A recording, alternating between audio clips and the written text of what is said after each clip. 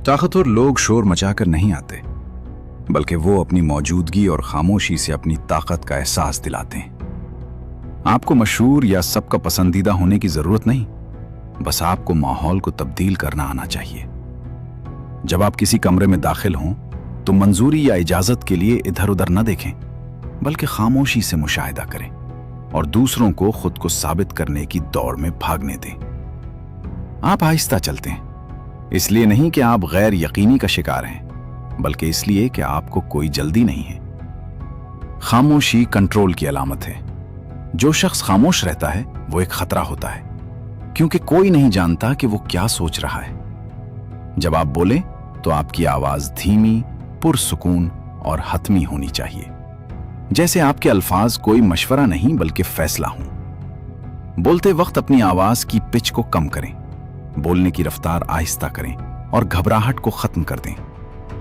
शायद, मुझे लगता है या मुझे यकीन नहीं जैसे अल्फाज को अपनी जबान से निकाल दें, क्योंकि ये कमजोरों की निशानियां हैं। अगर कोई आपको चैलेंज करे तो कभी बहस या सफाई पेश न करें, बस ये कहें कि मैं मुत्तफिक नहीं हूं या ये गलत है और आगे बढ़ जाएं। आप अपना चलना और बोलना तो ठीक कर सकते हैं, लेकिन अगर कोई आपको सिर्फ एक जुमले से मुश्तइल कर सकता है तो आप ताकतवर नहीं बल्कि बेनकाब हैं। ज्यादातर लोग यही नाकाम हो जाते हैं। वो बाहर से तो पुरएतमाद लगते हैं, लेकिन एक छोटी सी बेइज्जती उन्हें गुस्सा दिला देती है और एक तारीफ उन्हें नर्म कर देती है। जब तक आप अपने जहन के अंदर चलने वाली जंग को नहीं जीतते, आप आजाद नहीं हो सकते। लोग जब ये जान लेते हैं कि आपको किस चीज से तकलीफ होती है, तो वो उसी कमजोरी को दबाकर आपको कंट्रोल कर सकते हैं। रद्द अमल ज़हर करना छोड़ दें और हिसाब किताब करने वाले इंसान बने। अगर कोई आपकी बेइज्जती करे तो सफाई मत दें, बल्कि मुशाहिदा करें कि वो इस बेइज्जती के पीछे क्या छुपा रहे हैं। अगर कोई आपको नजरअंदाज करे तो आप मजीद ठंडे और खामोश हो जाएं। आपका जहन कोई अवामी जगह नहीं बल्कि एक किला है, और यह आपको तय करना है कि इसमें कौन दाखिल होगा। दूसरों की तरफ से समझे जाने या कबूल किए जाने की जरूरत को मुकम्मल तौर पर खत्म कर दें, क्योंकि यही वो वायरस है जो आपको कंट्रोल में लाता है। अपने जज्बात, गुस्से और शक को ईंधन के तौर पर इस्तेमाल करें और अपने नताइज को बोलने का मौका दें।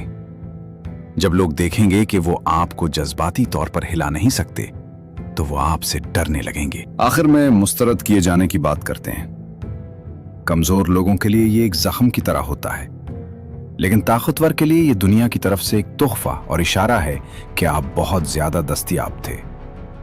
मुस्तरद किया जाना कोई जाती मसला नहीं, ये महज हालात का नतीजा होता है।